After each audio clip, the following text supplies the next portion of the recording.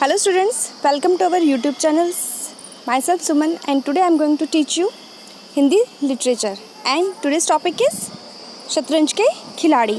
But before starting the video, subscribe our YouTube channel and press the bell icon for the further notifications. बच्चों, आज हम जो कहानी पढ़ने वाले हैं उसका नाम है शतरंज के खिलाड़ी. इस संसार में दो तरह के मनुष्य होते हैं, एक ज्ञानी और दूसरा अज्ञानी. जब कोई व्यक्ति किसी ज्ञानी मनुष्य के संपर्क में आता है तो उसके अवगुण अपने आप ही दूर हो जाते हैं. अवगुण का मतलब होता है बुरे गुण. उसके बुरे गुण दूर हो जाते हैं और उसमें अच्छे गुण आने लग जाते हैं और वो एक अच्छा मनुष्य बनकर आराम से अपना जीवन यापन कर सकता है. इसलिए हमें हमेशा ज्ञानी मनुष्यों का ही साथ देना चाहिए, उन्हीं के साथ रहना चाहिए. तो शुरू करते हैं कहानी. तो बच्चों, पाठ शुरू करने से पहले हम लोग यहाँ कुछ शब्दार्थ दिए गए हैं, इन्हें समझ लेते हैं क्योंकि ये शब्दार्थ आपके पाठ से ही संबंधित है. तो शुरू करें. ठीक है. पहला शब्द है महंत. महंत का अर्थ क्या होता है? महंत का अर्थ होता है मठ का प्रधान. क्या अर्थ होता है? मठ का प्रधान. दूसरा शब्द है मुक्ति. मुक्ति का अर्थ होता है, क्या अर्थ होता है? छुटकारा. क्या अर्थ होता है? छुटकारा. अगला शब्द है बाजी. बाजी का अर्थ होता है दाव. क्या अर्थ होता है? दाव. अगला शब्द है सामंजस्य. सामंजस्य का अर्थ होता है तालमेल. क्या अर्थ होता है? तालमेल. अगला शब्द है अकस्मात. अकस्मात का अर्थ होता है, क्या अर्थ होता है? अचानक. ठीक है. अगला शब्द है मठ. मठ का अर्थ क्या होता है? मठ का अर्थ होता है देवालय. क्या अर्थ होता है? देवालय. अगला शब्द है जाहिर. जाहिर मतलब व्यक्त करना, अपनी बात को जाहिर करना, मतलब अपनी बात को व्यक्त करना. ठीक है. तो ये थे आपके शब्दार्थ. अब शुरू करते हैं आज की कहानी, जिसका नाम है, क्या नाम है आज की कहानी का? आज की कहानी का नाम है शतरंज के खिलाड़ी. ठीक है बच्चों, ये कहानी है एक मठ में रहने वाले एक युवक और उसके महंत की. मठ का अर्थ पता है क्या होता है बच्चों? मठ का अर्थ होता है साधु और सन्यासियों के रहने का स्थान, और वहीं पर गुरु अपने शिष्यों को शिक्षा भी प्रदान करते हैं. तो इसी मठ में एक युवक था जो अपने महंत के पास जाकर एक बार कहता है कि मैं साधु बनना चाहता हूँ, लेकिन मेरे सामने एक समस्या है कि मुझे तो कुछ भी नहीं आता, सिर्फ एक ही चीज़ आती है और वो है शतरंज, और शतरंज से तो मुझे मुक्ति नहीं मिल सकती. मुक्ति का अर्थ पता है क्या होता है? मुक्ति का अर्थ होता है जन्म और मरण से छुटकारा पाना. ठीक है. और दूसरी बात जो मैं जानता हूँ, और वो ये है कि जितने भी हमारे मनोरंजन के साधन हैं वो तो पाप है, और इन दोनों चीज़ों के अलावा मुझे और किसी भी बात का ज्ञान ही नहीं है. इस पर महंत ने उस युवक से कहा कि हाँ, वे पाप तो हैं, लेकिन उनसे मन भी तो बहलता है, और क्या पता मठ को उनसे कोई अच्छा लाभ भी पहुँचे. तो महंत ने क्या किया? महंत ने एक शतरंज की बिसात बिछाई और युवक को शतरंज की एक बाजी खेलने को कहा. बस खेल शुरू ही होने वाला था कि महंत ने उस युवक से कहा कि देखो, हम शतरंज की एक बाजी खेलेंगे और अगर मैं हार गया तो मैं इस मठ को हमेशा के लिए छोड़ दूंगा और तुम मेरा स्थान ले लोगे.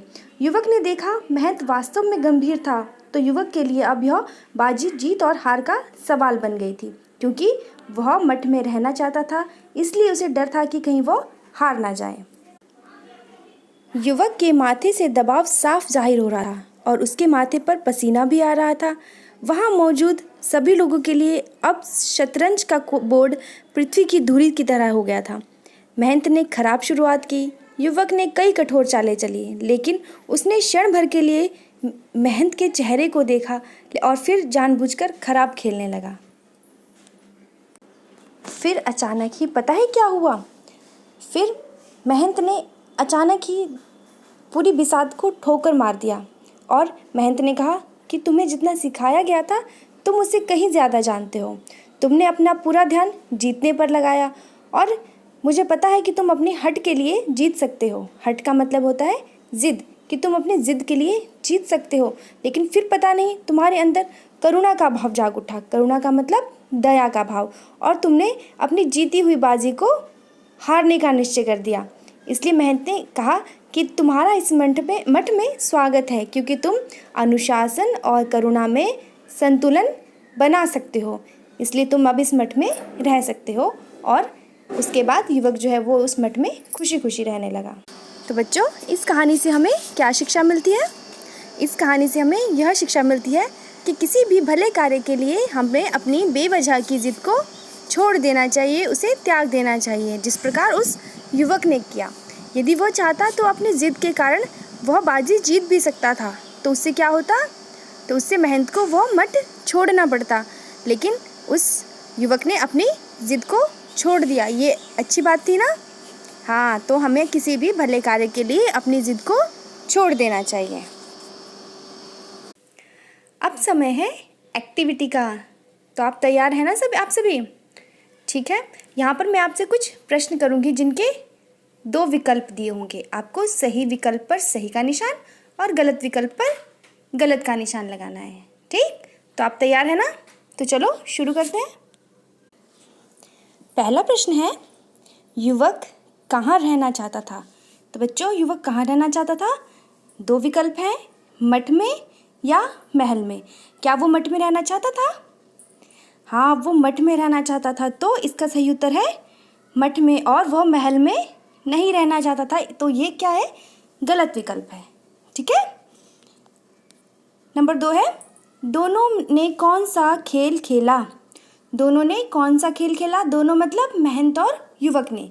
तो दोनों ने कौन सा खेल खेला था? कुश्ती या फिर शतरंज? कौन सा खेल खेला था?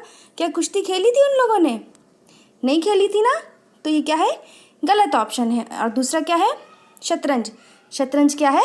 सही विकल्प है। दोनों ने शतरंज का खेल खेला।